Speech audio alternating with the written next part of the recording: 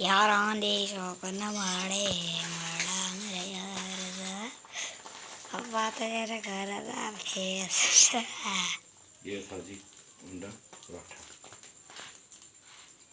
अंडे वाला पराठा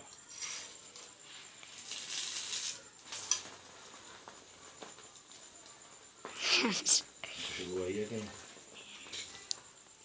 ऐसे खुशबू आ रही है कि नहीं पराठा? आ रही है। एक अंडा सटी दो। एक हर पराठे पे करना है। दो में तो एक सटनी।